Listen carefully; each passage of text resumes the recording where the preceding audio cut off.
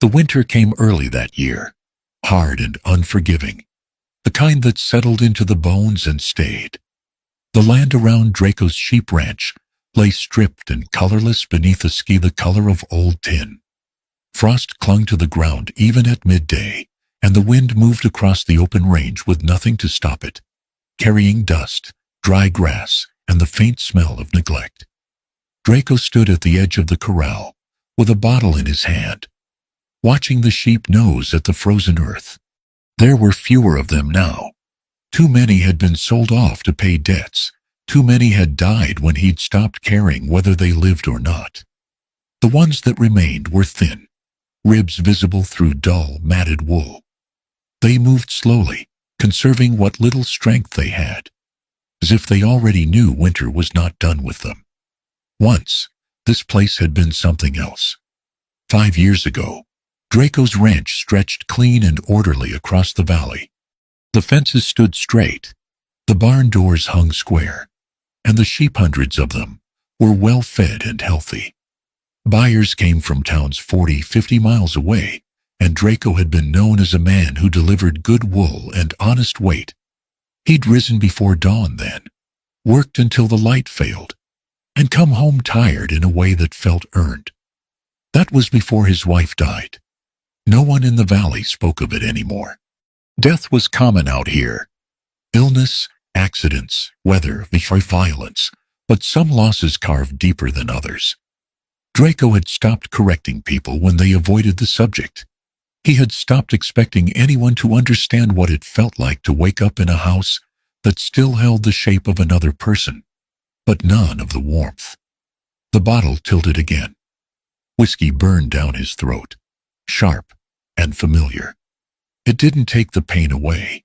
Not really. It only dulled the edges enough that he could stand to breathe.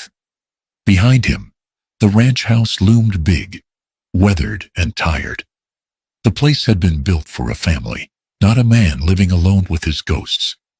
The porch boards sagged under their own weight. One shutter hung crooked, banging softly whenever the wind picked up. Inside, there were rooms Draco hadn't stepped into in months. He turned away from the sheep and walked toward the house, boots crunching over frozen dirt. Near the door, nailed crookedly into the wood, was the notice he had tried not to look at all morning. Foreclosure pending. 10 days. 10 days until Christmas. 10 days until the land his people had worked, the land his wife had loved, would belong to someone else. Draco tore the paper down and crumpled it in his fist. The sound of it ripping free felt louder than it should have, echoing across the empty yard. He didn't throw it away. He shoved it into his coat pocket, like a thing that might follow him if he let it go. Inside, the house smelled of cold wood, old smoke, and stale liquor. He poured himself another drink without bothering to sit down. The table bore the scars of years' knife marks, burns, water stains, and a thin layer of dust he hadn't bothered to wipe away. Draco knew how he had ended up here. There was no mystery to it. He had stopped mending fences when they broke, stopped replacing boards when the barn roof started leaking. He had hired no hands after the last one quit, unable to stomach working for a man who barely showed up. He had let the sheep wander too far, fed them too little, and sold the strongest ones first because they brought better money. Each decision had seemed small at the time, temporary, fixable later. Later had never come. That afternoon, as the light faded and the cold deepened, Draco sat at the table with a stub of pencil and a scrap of paper torn from an old ledger. The whiskey bottle stood nearby, already half empty. His hand shook slightly as he wrote, not from the cold alone. The words came slowly.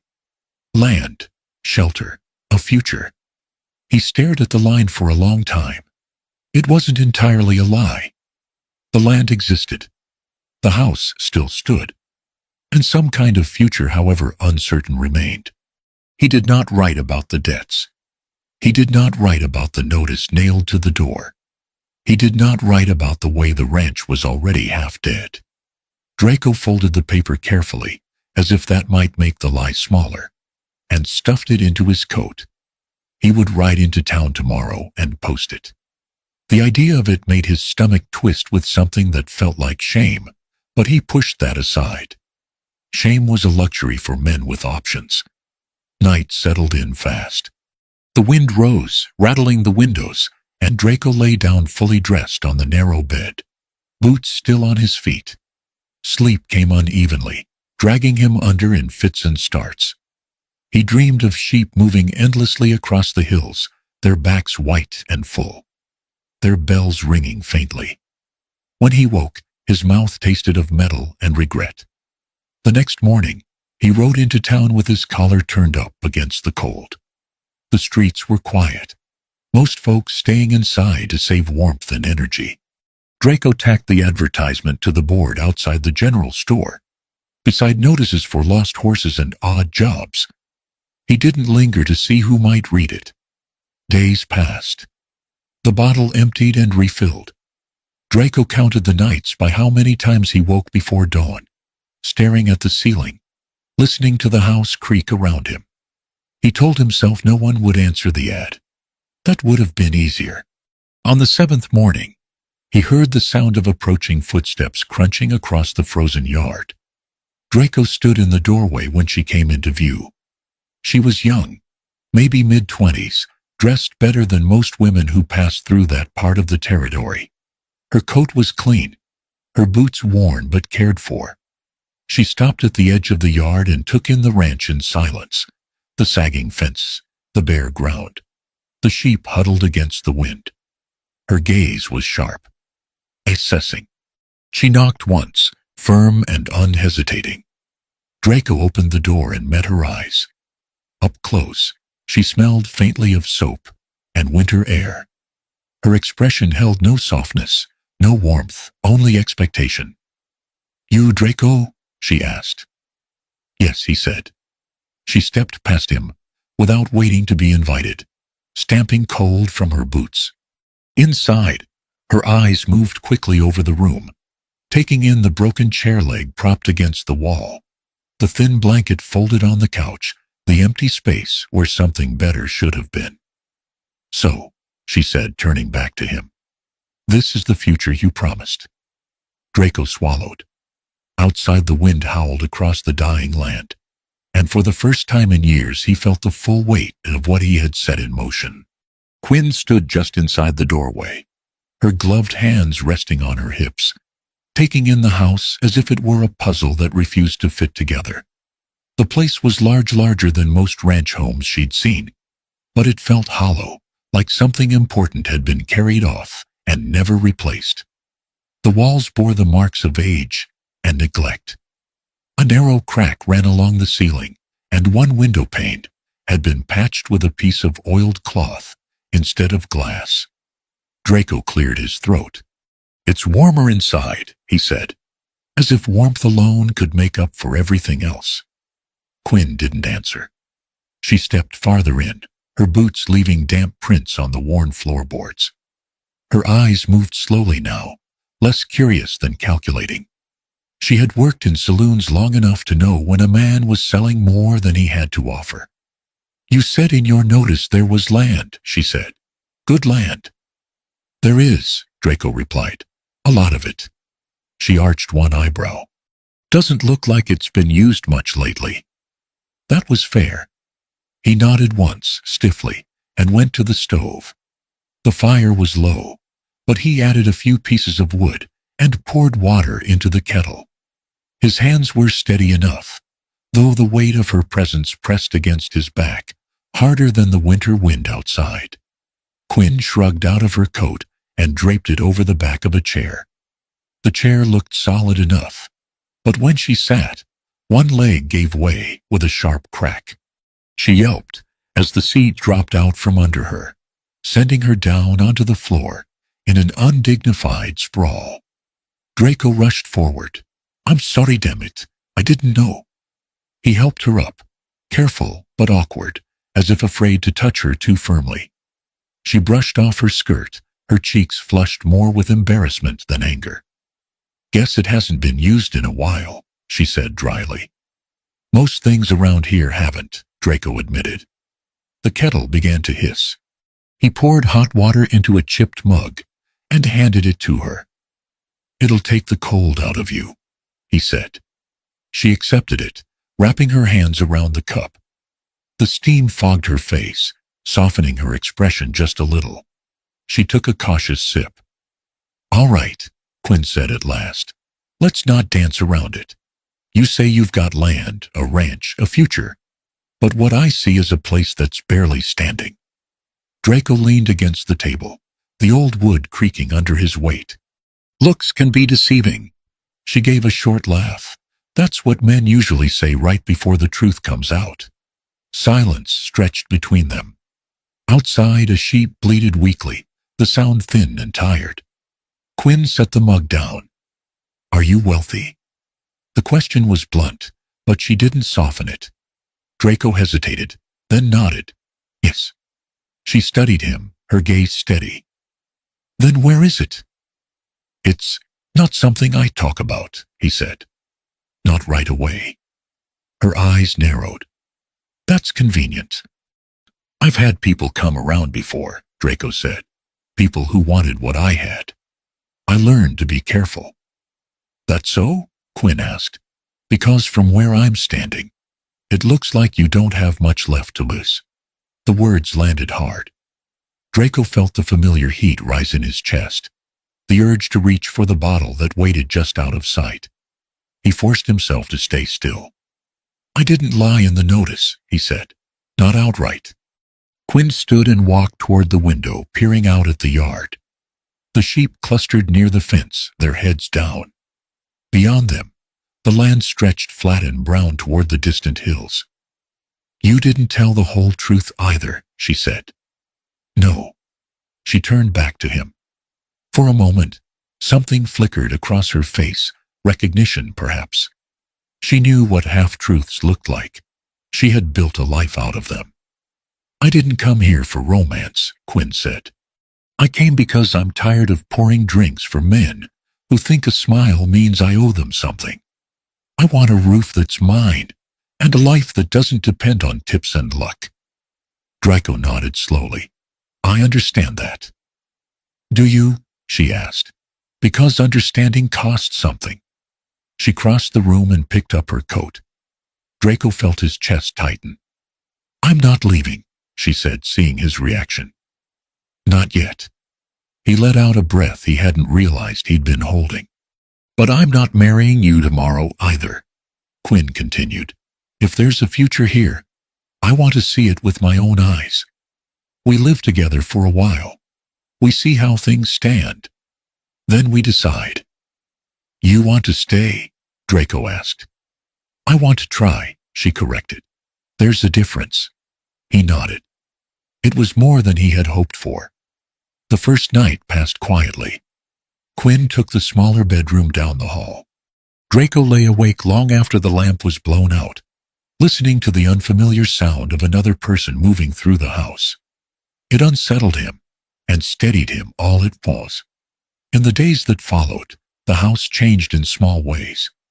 Quinn opened windows, letting cold air and light inside. She moved things, not much, but enough that Draco noticed. The place felt less like a tomb and more like something unfinished. She asked questions about the sheep, about the land, about his wife. Draco answered some of them, not all. Quinn talked about herself in fragments. She had worked behind a bar since she was 17. Learned early how to read men, how to smile without meaning it, how to save what she earned. She liked nice things. She didn't apologize for that. You grow up without much, she said one evening. You learn to want what lasts. Draco understood that too.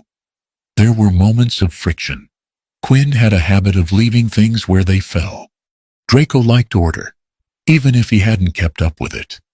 Once, she tried cooking and managed to burn both the meat and the pan. Draco spent the next hour scrubbing while she laughed and promised to keep out of the kitchen. Other moments were quieter. They ate together, sat by the stove in the evenings, the fire crackling low. Draco found himself reaching for the bottle less often, if only because he didn't want her to see him the way he'd been. One afternoon, Quinn came back from town wearing a coat she'd bought with her own money. It was warm, well-made, the kind of thing that lasted through winters. She smiled when she saw him looking. "I don't wait around for miracles," she said. "I make plans." Draco watched her hang the coat carefully by the door. He wondered, not for the first time, what kind of plan he was to her. Outside, the days shortened. Christmas crept closer, quiet and inevitable. The land remained stubbornly barren. The sheep grew no fatter. The notice in Draco's pocket stayed folded and heavy. But the house was no longer empty. And for the first time in years, Draco felt something stir beneath the weight of his failures, not hope, exactly, but the faint, dangerous idea that things might still change if he didn't turn away. If Draco had been asked later, when the house began to change, he would not have been able to point to a single moment. It wasn't a switch thrown or a promise made. It happened the way winter loosens its grips, lowly, almost unwillingly, one small thaw at a time. Quinn moved through the ranch house like someone testing the weight of things. She did not rearrange everything She opened one window a day, wiped one shelf, set one chair upright, and fixed its wobble with a folded scrap of wood. Each change was minor on its own, but together they shifted the place out of the stillness it had settled into. Draco noticed the difference most in the mornings. The kettle was filled before he reached for it. The table had been cleared of yesterday's clutter. The air smelled faintly of soap instead of old smoke and sour liquor. It wasn't comfort exactly, but it was order, and he found himself breathing easier for it. Quinn, for her part, treated the ranch like something halfway between a curiosity and a challenge. She walked the fence lines with him, boots sinking into frozen dirt, asking questions about how many sheep he used to run and what kind of prices wool brought before things went bad. "Used to shear twice a year," Draco said one afternoon. "Spring and fall. Got close to 4 pounds of wool off each head when things were good." "And now?" she asked. "Now I'm lucky if I get half that." She nodded, committing the number to memory. Quinn had a way of listening that made Draco careful with his words. She didn't interrupt. She didn't pretend to understand what she didn't. She just took it in and moved on. The first trouble came with the sheep. Draco came back from the barn one evening to find Quinn crouched behind it, her sleeves rolled up, a pair of shears in her hands. One of the older sheep stood beside her, shorn unevenly, its pale skin exposed to the cold air. "What the hell are you doing?" Draco demanded. Quinn looked up, startled, then defensive. "Relax, I didn't hurt her." "You can't just go cutting into my flock," he said. "They need that wool." "I didn't touch the young ones," she shot back. "Just the old ewe." Her coat was matted so bad she could barely move. Draco opened his mouth to argue, then stopped. The sheep did look more comfortable, even if the cut was rough. "And," Quinn added, standing and holding up a thick bundle of wool, "I needed this." "For what?" She disappeared into the house and came back a few hours later, wearing a makeshift coat. It wasn't pretty, and the stitching was uneven, but it was warm.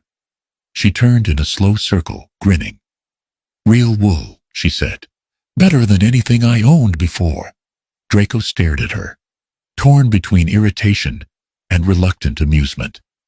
"You can't just take things without asking." "You weren't using it," she replied, "and now you see what it can be." She wore the coat into town the next day and came back flushed with satisfaction. "People noticed," she said, "asked where I got it." Draco rubbed a hand over his face. "You're going to make trouble." "Maybe," Quinn said, "or maybe I'm making opportunity." The kitchen was another battlefield. Quinn insisted on cooking despite having no real skill for it. The first time she tried, she burned the meat, scorched the pan, and left the floor slick with grease.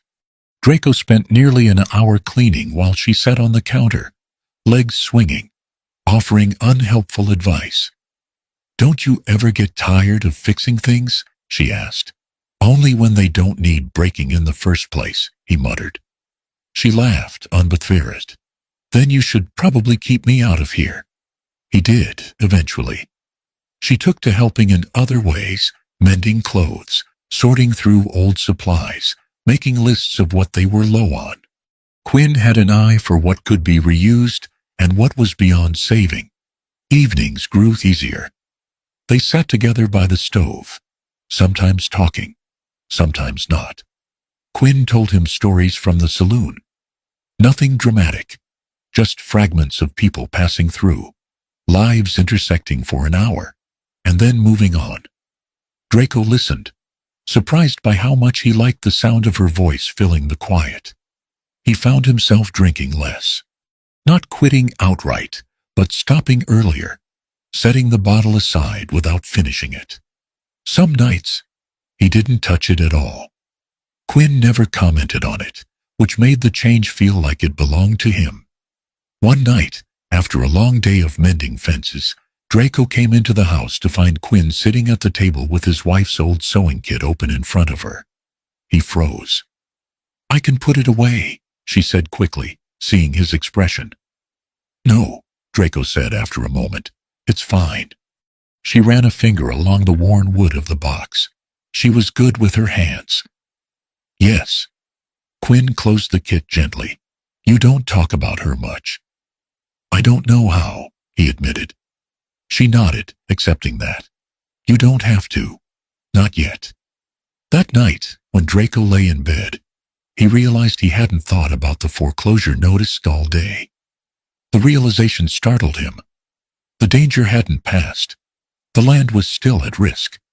But the weight of it had shifted, shared in some quiet way he hadn't asked for. The house creaked and settled around them. Outside, the sheep moved softly in their pen. Draco listened to the sounds and felt something unfamiliar take hold, responsibility perhaps, or the fragile sense that this place, this broken life, might still be worth tending. Quinn slept down the hall, breathing slow and even. Draco turned onto his side, staring at the wall, and let himself imagine, just for a moment, what it might be like to wake up tomorrow and keep going, not because he had to, but because he wanted to. The idea frightened him more than the thought of losing everything. Outside, winter pressed in.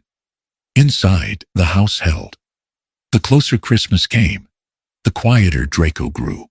It wasn't the easy quiet that had settled over the house in recent days, the kind that came with shared meals and turnt evenings by the stove. This was different.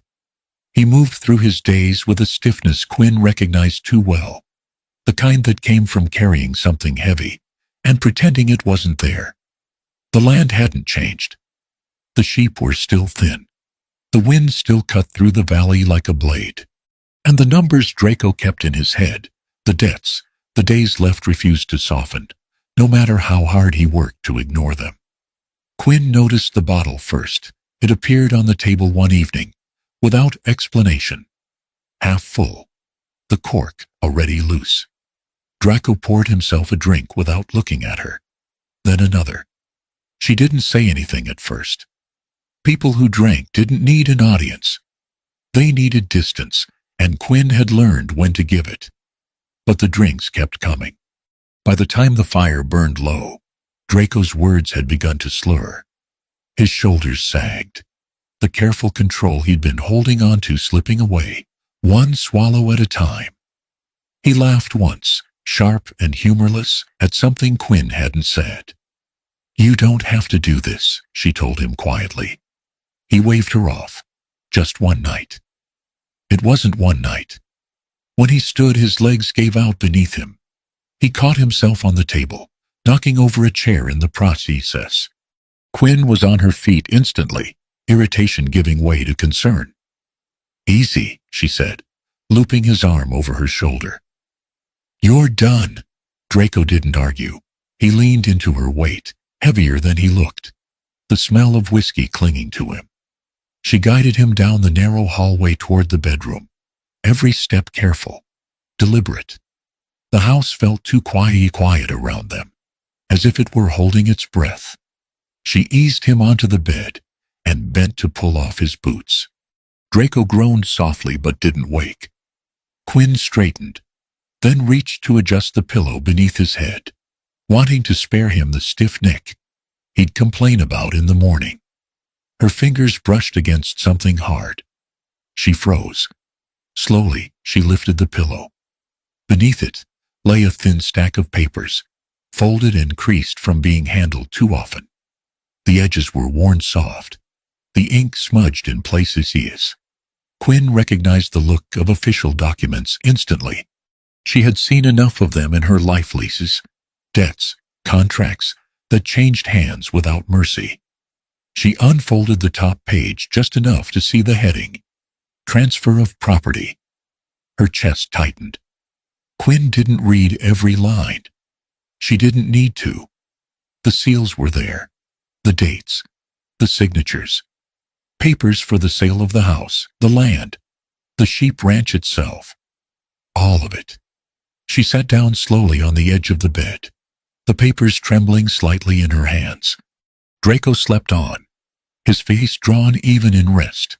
One hand curled near the documents as if he might wake and claim them back. So this was the secret. Not wealth, not land held in reserve. Just the certainty of loss, pressed so close he slept on it every night, unable to put it away. Quinn folded the papers carefully and slid them back beneath the pillow. She didn't wake him. She didn't shout or cry. She simply sat there until the fire burned down and the room grew cold, watching the man who had lied to her sleep like someone who had already been defeated. Morning came pale and brittle. Draco woke with a pounding head and a mouth full of regret. The light through the window felt too bright, the air too sharp. He pushed himself upright and winced, memories of the night before surfacing in fragments. Quinn's voice, the fall, the taste of whiskey. He found her in the kitchen. She stood at the table, her coat already on, the papers laid out neatly in front of her. She didn't look up when he entered. "When were you going to tell me?" she asked. The question was quiet. It didn't accuse. That made it worse. Draco stopped short. His eyes went to the papers, and he felt something inside him collapse. "I was going to," he said. "When?" He opened his mouth, then closed it again. There was no answer that didn't sound like another lie. "I didn't know how," he admitted. "Every day I told myself tomorrow." Quinn finally looked at him. Her expression wasn't angry. It was hurt, and something else, disappointment. Deep and settled. "You said you had land," she said. "You said there was a future here." "There was," Draco said. "Once. And now?" He swallowed hard. "Now there's 10 days. Silence stretched between them, heavy as snow-laden air. Draco ran a hand through his hair, shame burning hot behind his eyes. "If you want to leave," he said, forcing the words out, "I won't stop you. I deserve that." Quinn studied him for a long moment. She thought of the cold nights behind the bar, of men who smiled and took and left without ever looking back, of the house that had begun to feel somehow like it belonged to her too. "You didn't lie about being broken," she said finally. Draco looked up, startled. "You lied about money," Quinn continued, "about land, but not about who you are. I've seen worse lies told for less." She stepped closer and placed her hands on his chest, feeling the steady, frightened beat of his heart beneath her palms. "I came here for a future," she said. "I didn't know what it would look like. Turns out neither did you." Tears burned at the corners of Draco's eyes. He hadn't cried since his wife's funeral, and the sensation terrified him. "I don't want to lose this place," he said hoarsely, Or you. Then stop running, Quinn said. Stop sleeping on the truth like it won't crush you. He nodded. Once, sharp and decisive. They stood there together as the sun climbed higher, light spilling across the table, and the papers that had nearly ended them. Outside, the sheep stirred, unaware of how close everything had come to falling apart. Quinn reached for Draco's hand and squeezed it. "We've got work to do," she said. And for the first time since the notice had been nailed to his door, Draco believed her. They did not celebrate the decision. There was no sudden joy, no sweeping relief. The truth had been spoken, the lie laid bare, but the land did not care about honesty. The sheep were still thin. The debt still waited. Christmas was still coming, steady and indifferent. If they were going to save the ranch, it would not be with promises. It would be with work. Quinn was the one who spoke first the morning after. Draco had expected anger, or distance, or a quiet packing of her things. Instead, she poured coffee into 2 chipped mugs and set one in front of him, like this was just another day. "We sell what we have," she said. Draco frowned. "There's not much left." "There's enough," Quinn replied. "You've got sheep, that's meat, and wool."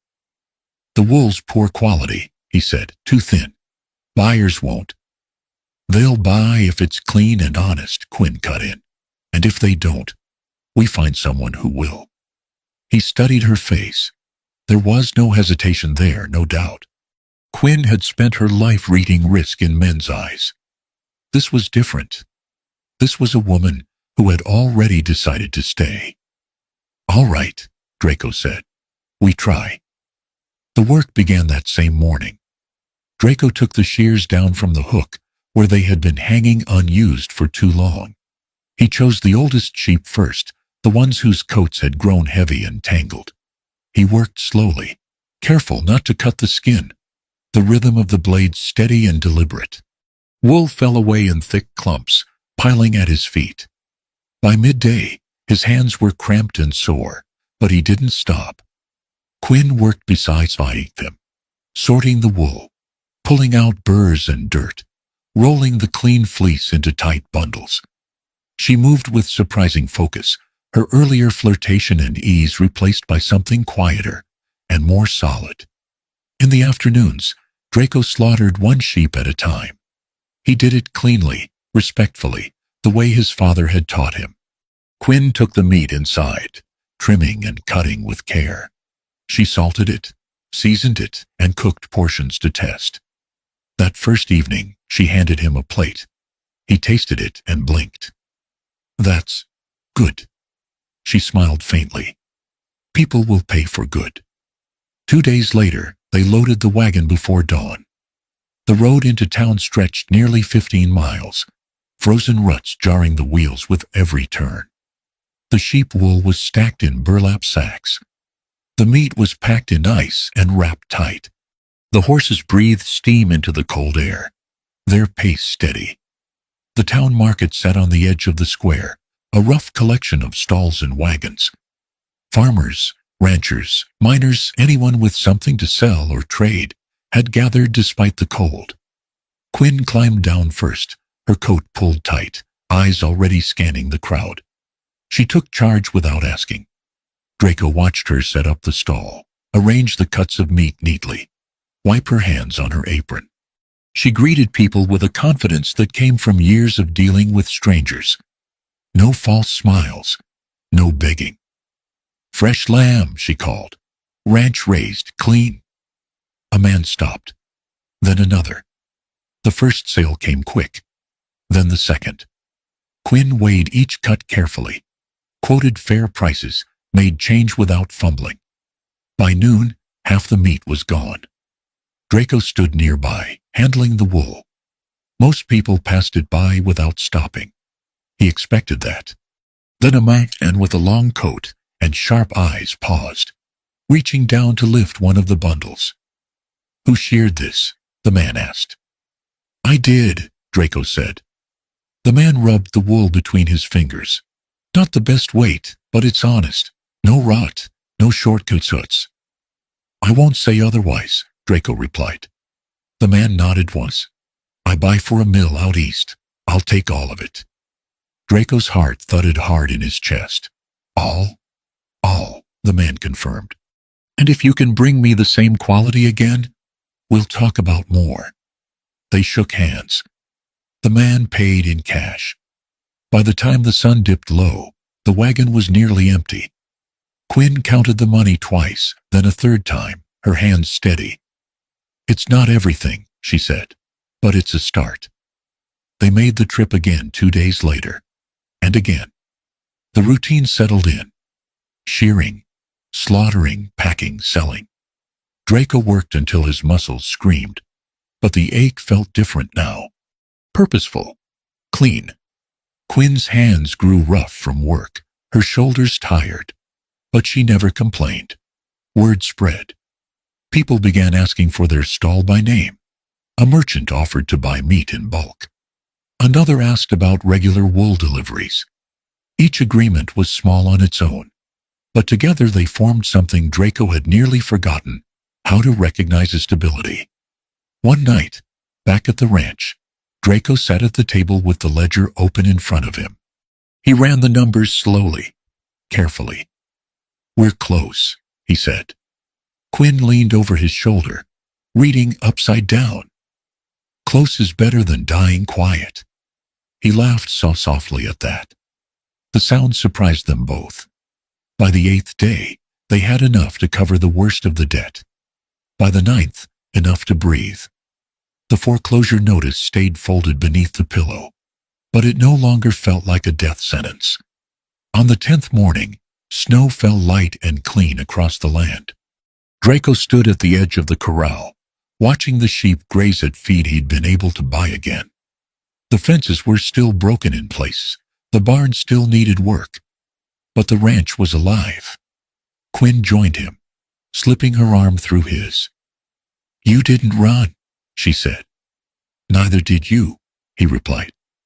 They stood there in the cold, looking out over land that had nearly slipped through their fingers, saved not by luck or rescue, but by two people who had finally decided to work instead of hide. Christmas was coming, and for the first time in a long while, it didn't feel like the end. The snow stayed. It didn't fall hard, not the kind that buried fences or snapped branches, but it came steady and quiet, laying itself over the land like a promise made without words. By the week before Christmas, the ranch looked different, not new, not whole, but tended. Tracks cut clean paths between the house, the barn, and the corral. Smoke rose each morning from the chimney. The sheep moved with more purpose now, their bellies fuller, their coats beginning to thicken again. Draco woke before dawn on Christmas Eve, with the familiar ache in his shoulders and hands. It no longer frightened him. Pain meant work had been done. He dressed quietly and stepped outside. The cold bit deep, the air sharp enough to sting his lungs. He paused for a moment, looking out across the land. This place had nearly taken everything from him. Instead, it had given him something back slowly, honestly, and at a cost he could finally afford to pay. Behind him, the door opened. Quinn came out wrapped in her wool coat, the one she'd made from the first sheep she'd shorn. Her hair was pulled back loose, her face still soft with sleep. You're up early, she said. Couldn't sleep, Draco replied. Too much to do. She smiled faintly. Always. They worked through the morning, finishing what they could before leaving for town. Draco mended a section of fence that had been bothering him for days. Quinn swept the house, her movements practiced now, no longer tentative. She set aside her saloon clothes, the ones she'd brought with her out of habit, more than need, and dressed in something simpler. By mid-morning, they hitched the horses and headed toward town. The road was quiet, the snow muffling sound, the sky wide and pale above them. Draco felt the weight of the past week settle into something steadier, not relief. Resolution. The bank stood as it always had, square and unwelcoming. Draco and Quinn went in together. The clerk looked up, surprise flickering across his face. He recognized Draco. Everyone did. "You hear about the foreclosure?" the man asked. "Yes," Draco said. "To end it." They counted the money out on the desk. Bills worn soft from hands that had worked for them. Coins cold and heavy. The clerk checked the ledger twice, then nodded. "That settles it," he said. "The land stays in your name." Draco exhaled slowly. He hadn't realized how tight his chest had been until that moment. Outside, Quinn took his hand. "Well," she said, "guess we didn't lose everything." "No," Draco said, "we didn't." They rode back through falling snow, the ranch coming into view like something reclaimed rather than rescued. Draco pulled the foreclosure notice from his coat pocket, the same one he'd carried for weeks, and tore it clean in half. He dropped the pieces into the snow and watched the wind scatter them. The house felt warmer when they stepped inside. That evening, Quinn lit candles and set the table. Draco cooked it not well, but with effort, and she let him, correcting him only when absolutely necessary. They ate together, laughing softly at the small mistakes, the burned edges, the oversalted potatoes. Later, they sat by the stove, the fire crackling low. The quiet between them was easy now. "I never asked," Draco said, "why you stayed." Quinn didn't answer right away. She watched the flames dance, their light reflecting in her eyes. "I came for money," she said finally. "I won't pretend otherwise, but I stayed because you didn't pretend to be someone else once the truth came out." He nodded. That felt right. The church was small, its windows glowing against the snow the next morning. Christmas Day dawned clear and bright, the kind of cold that sharpened the world instead of dulling it. A handful of people gathered, neighbors, townsfolk, men and women who had bought their meat and wool, who had watched them work. Quinn walked down the narrow aisle without fuss. No veil, no borrowed finery, just her wool coat and steady steps. Draco waited at the front, his hands rough, his spine straight. When she reached him, she took his hand without hesitation. The ceremony was brief, honest. The words spoken were simple, the kind that mattered because they didn't promise what couldn't be kept. When it was done, the congregation smiled, nodded, drifted out into the cold. Someone laughed. Someone clapped Draco on the shoulder. Outside, the snow caught the sunlight and held it. They returned to the ranch together, husband and wife. Not because it had saved them, but because they had chosen it, and each other. With clear eyes. Life did not soften overnight. The fences still needed work. The barn roof still leaked when the snow melted too fast. Money came in, steady, not plenty. Some nights, Draco lay awake listening to the wind, the old fear stirring faintly. But it no longer ruled him. By spring, new lambs were born. Quinn kept the books. Draco kept the land. They argued sometimes about money, about work, about when to rest, but they did not turn away from each other when things grew hard. One evening, months later, they stood together on the porch, watching the sun sink low over the valley. The sheep grazed, healthy and whole. "This place nearly broke you," Quinn said. "It did," Draco replied. "Then it taught me how to stay." She leaned into him, her head resting against his shoulder. They did not speak of forever. They spoke of tomorrow, of fences to mend, of wool to shear, of supper waiting inside. And that was enough. Because happiness, Draco had learned, was not loud. It didn't arrive like a miracle. It came quietly, when two people chose not to run and built something that could hold. Thank you for spending this time with Draco and Quinn, and for walking with them through loss, work, and keyed redemption. If this story spoke to you, please hit subscribe, like, share, and leave a comment, so I can keep bringing you deeper. more meaningful stories. Thank you all for listening, and I'll see you in the next one.